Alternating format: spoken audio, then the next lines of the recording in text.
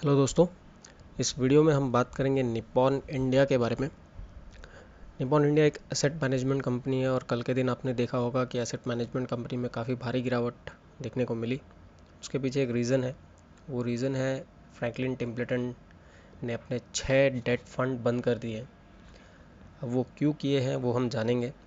उसके बाद फिर से चलेंगे निप्पॉन लाइफ के शेयर प्राइस की तरफ। होता यह है कि एएमसीज पब्लिक से पैसा लेती है, जो कि पब्लिक डेट फंड में पैसा इन्वेस्ट करती है, आप कह सकते हैं। फिर वो पैसा एएमसी एनबीएफसी को दे देती है for a lock in period 3 से 4 साल या कुछ भी। और उस टेन्योर के दौरान एनबीएफसी उन्हें इंटरेस्ट पे करता है और उस इंटरेस्ट से जो इनकम जनरेट होती है उससे वो पब्लिक को प्रॉफिट देते हैं। ये एक पूरा सर्कल है। बट प्रॉब्लम यहाँ पे ये हो रही है कि पब्लिक पैसा विड्रॉ कर रही है ड्यूरिंग दिस लॉकडाउन और एनबीएफसी पैसा दे नहीं रही एएमसी को। इस वजह से जो एएमसी है उसको पब्लिक को पैसा देना है, पर उनके पास पैसे है नहीं, क्योंकि ये एक डेट फंड है। डेट फंड में अगर पब्लिक से 100 करोड़ रुपए आए हैं तो वो 100 करोड़ इनको देते हैं और उसके ऊपर इंटरेस्ट अर्न करते हैं और वो इंटरेस्ट इधर कैरी फॉरवर्ड होता है। वहीं अगर ये इक्विटी फंड होता तो पब्लिक ने अगर 100 करोड़ दिए हैं, उन्होंने इक्विटी में लगाए हैं, तो इक्विटी वो बेच के कभी भी पैसा विड्रॉ कर सकता है। बट इस सिनेरियो में वो एनबीएफसी को ये नहीं कह सकते कि आप पूरा पैसा मुझे अभी के अभी दो। लॉक इन पीरियड रहता है, उसके हिसाब से वो वर्क करते हैं। अगर वो पैसा मांगेंगे तो भी उनके पास अभी पैसा है नहीं देने के लिए। इस वजह से ये जो सर्कल है ये कंप्लीट नहीं हो पा रहा है और इतनी भारी गिरावट देखने को मिल रही है। बात करें अगर निप्पॉन लाइफ के शेयर प्राइस की, तो यहाँ पे आप देख सकते हैं एक ही दिन में 54 से लेके 216 इतना बड़ा डाउनफॉल देखने को मिला है।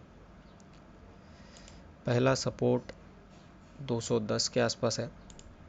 यहाँ से रिवर्स होता है या नहीं डाउटफुल है, वेट करिए।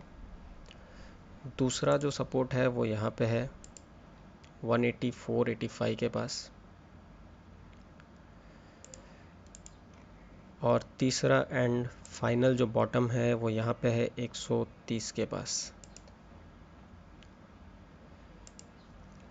यहाँ पे भी थोड़ा कंसोलिडेशन हुआ है, तो इस रेंज में भी ये स्टॉक प्राइस मूव कर सकता है। तो अब आपकी बाइंग स्ट्रैटेजी क्या होनी चाहिए। मूविंग एवरेज, सुपर ट्रेंड दोनों ही नेगेटिव है। ये है डेली चार्ट। 30 मिनट चार्ट में अगर देखें तो 238 पे सुपर ट्रेंड है। अगर इसके ऊपर जाता है तो आप बाई कीजिए, तब तक बाई ना करें जब तक ये नेगेटिव है। कल के दिन में देखने वाली बात होगी, परसों के दिन मंडे को, कि ये 211 के नीचे क्लोजिंग देता है या ऊपर। ये पहला सपोर्ट जोन है, इस पर नज़र रखेंगे। उसके बाद अगर ये यहाँ से नीचे जाता है तो फिर हम वेट करेंगे 180 का। ये जो जोन है, इस जोन में कितना कंसोलिडेशन होता है उसके ऊपर आगे की स्ट्रैटेजी बनेगी, बाई करनी चाहिए या नहीं। अगर इस जोन में भी नहीं रुकता है तो फिर जो तीसरा सपोर्ट है, फाइनल सपोर्ट 130 के पास, उसका वेट करेंगे और इस कंसोलिडेशन जोन का इंतज़ार करेंगे। हड़बड़ी ना करें इस स्टॉक में बाई करने के लिए, थोड़ा वेट कीजिए, क्योंकि अभी जो प्राइस एक्शन चल रहा है वो पूरा लॉकडाउन कंटिन्यू है अभी, तो और भी बहुत सारी बुरी खबरें आएंगी।